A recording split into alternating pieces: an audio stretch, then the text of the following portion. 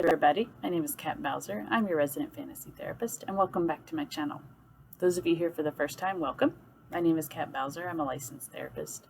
I'm also a writer working on my first two novels, one start of a series, one a standalone.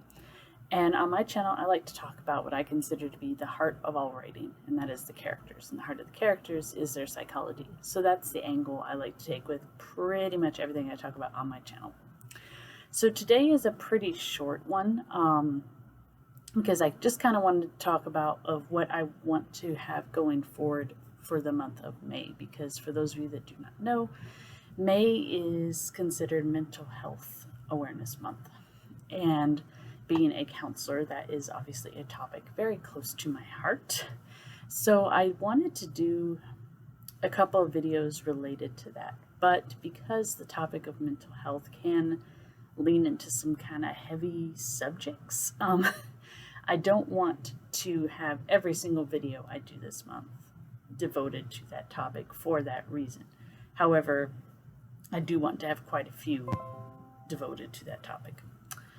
So that being said, what am I thinking about doing? Well, one thing that you guys have probably noticed if you've been watching my videos for any amount of time is I am a big advocate of dispelling misinformation. I think a lot of time misinformation is, it's not usually sent or put out there maliciously, but it is out there. So one thing that I feel that we can do is to get correct information out there, especially in the sense of we're writing stories, we're writing books, we're writing novels, and that is representation. And one thing I have been seeing that I'm very happy to see is there is more mental health representation in stories. That's a great thing. I'm so happy to see that happening. But one thing that I think a lot of writers struggle with is how do I represent this both accurately and respectfully? And that's a good question. Because there are some aspects of mental health that are frightening. I'm not going to deny that they're not there.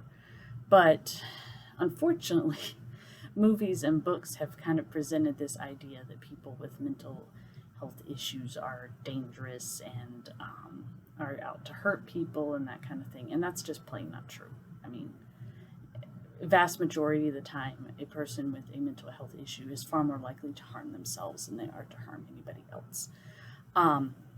So one thing I'm going to be doing this month is talking about specific disorders that I see in either writing or movies and whatnot that I think are either not represented enough or they're not represented accurately. And I'm going to just give you guys a very brief overview of the basic disorder and what actually is going on with it. That being said, let me throw this out there for you writers. If you are planning on writing a story with a character that has a mental illness of some kind, I recommend that you do three separate things. One, you do your own research, either by reading up on the disorder, visiting a hospital, whatever it is that you need to do to get the information. Two, talk to someone who works with people with the disorder, whether it be a counselor or a social worker or whatever. There's many ways that you can do this. Three, talk to someone that actually has it. Kind of like anything in psychology, this is extremely varied. I'm going to be able to give you guys the bare bones basics of this disorders, but be aware that they represent in tons of different ways among different people, and each person is different. So there are definitely things that you want not to do, and that's kind of what I want to achieve with this series of videos, is kind of talking about, okay, here is usually what shows up. Here is what's not accurate. But I would definitely say if you do not have the mental illness yourself, but you have a character that does, you need to employ a sensitivity reader that does have that disorder. if you cannot find one, which may be the case if you're using a very rare mental disorder, because there are a lot and there are some that are not as common, then you really need to double down on your research and talk talk to people that have worked with them, read research articles, whatever it is you need to do to give yourself a broad knowledge of what you're talking about. Because misinformation, like I said, is usually not spread with malice. It's usually spread by someone who has a misunderstanding, or they have done some research but they haven't done enough. I'll give you guys a good example of this. Electroconvulsive therapy, or ECT. A lot of people I talk to still think that this is one flew over the cuckoo's nest treatment. It's not. It is, one, it's very rare. Usually people are only going to be suggesting ECT if they have essentially tried almost everything else. Two, it's done in a controlled setting. The person is put under general anesthesia, and we're using microvolts. Okay. So, that being said, the scene in One Flew Over the Cuckoo's Nest, is that accurate? At a certain time, yes, it was. At a certain time, it was. I'm not going to deny that. But is it accurate now? No.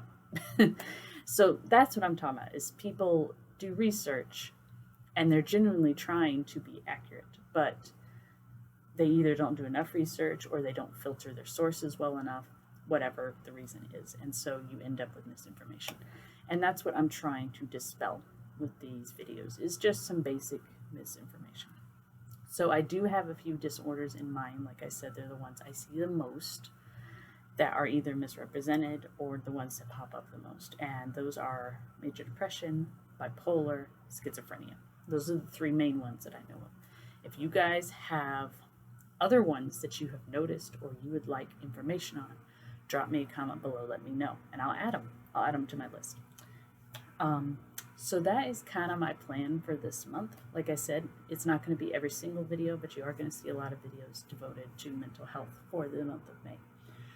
So thank you guys for dropping in for my super short video.